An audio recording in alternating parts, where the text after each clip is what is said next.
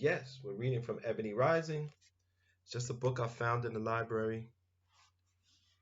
I don't know how much longer we're going to be able to go to libraries, but just wanted to read this, read some of the short stories out of here. Oh shoot, I forgot where I left off. Okay, let's go here. Sorry, Mr. But I shan't be able. Oh no, we read that part. The usual idle crowd jostled around the basketball bulletins. Edwards joined them mechanically. I can be a sidewalk fan even if I am impulsionist and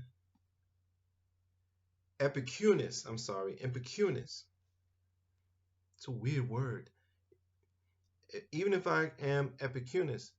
He smiled to himself as he said the words, and then listened idly to a voice at his side. We are getting metropolitan, see that? And that was an item above the baseball score. Edwards looked, and the letters burned themselves like white fire into his consciousness. Strike spreads to our city. Waiters at Adams walk out after breakfast this morning. Good, he said aloud. The man at his side smiled appreciatively at him. The home team had scored another run, but unheeding that Edwards walked down the street with a lighter step than he had known for days. The proprietor of Adams' restaurant belied both his name and his vocation. He should have been rubicund, corpulent, American. Instead, he was wiry, lank, foreign in appearance. His teeth projected over full lower lip. His eyes sat far back in his head and were concealed by wrinkles that seemed to have been acquired by years of squinting into men's motives. Of course I want waiters, he replied to Edward's question. Any fool knows that. He paused, drew in his lower lip within the safe confines of his long teeth, squinted his eyes intently on Edwards. But do I want colored waiters? Now do I? It seems to me there's no choice for you in the matter, said Edwards good-humoredly. The reply seemed to amuse the restaurant keeper immensely. He slapped the younger man on the back with a familiarity that made him wince both physically and spiritually. I guess I'll take you for head waiter. He was inclined to be jocular, even in the face of the disaster which the morning strike had brought him. Peel off and go to work. Say, stop, as Edwards looked around to take his bearings. What's your name? Louis Edwards. Aha. Had any experience? Yes, some years ago when I was in school. Uh-huh. Then waiting ain't your general work? No. Uh-huh. What do you do for a living? I'm a civil engineer. One eyebrow of the Saturnine Adams shot up, and he withdrew his lower lip entirely under his teeth. Well, say, man, if you're an engineer, what you want to be strike breaking here in a waiter's coat for, huh? Edward's face darkened, and he shrugged his shoulders. They don't need me, I guess, he replied briefly. It was an effort, and the restaurant keeper saw it, but his wonder overcame his sympathy. Don't need you with all that going on at the Monarch Works.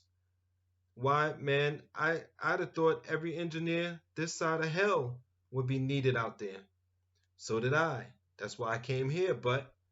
Say, kid, I'm sorry for you. I surely am. You go on to work. And so, narrated Edwards to Margaret after midnight, when he had gotten in from his first day's work, I became at once head waiter, first assistant, all the other waiters, chief boss, steward, and high muckamuck. We used to say muckety-muck, but muckamuck, with all the emoluments and perquisites thereof.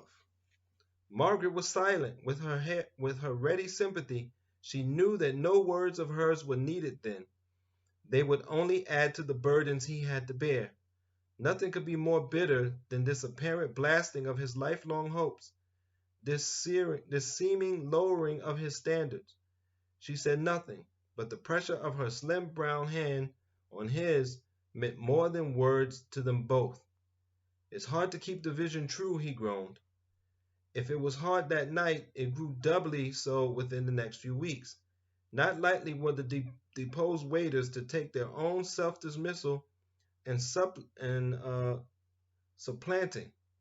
Daily, they menaced the restaurant with their surly attentions, ugly and ominous.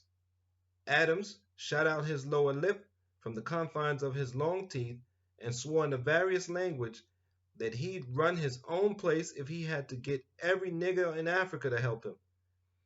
The 3 or 4 men whom he was able to induce to stay with him in the face of missiles of every nature threatened every day to give up the battle. Edwards was the force that held them together. He used every argument from the purely material one of holding on to the job now that they had it, through the negative one of loyalty to the man in his hour of need, to the altruistic one of keeping the place open for colored men for all time.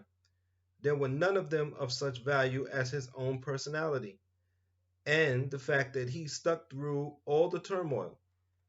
He wiped the mud from his face, picked up the putrid vegetables that often strewed the floor, barricaded the doors at night, replaced orders that were destroyed by well-aimed stones, and stood by Adam's side when the fight threatened to grow serious.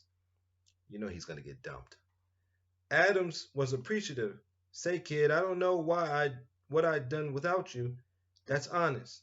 Take it from me, when you need a friend anywhere on earth, and you can send me a wireless, I'm right there with the goods in answer to your SOS.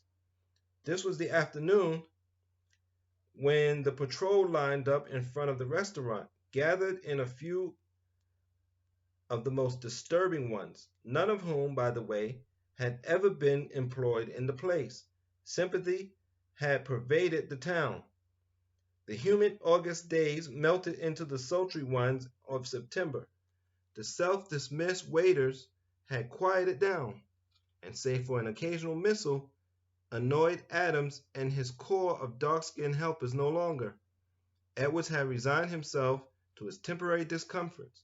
He felt with the optimism of the idealist that it was only for a little while.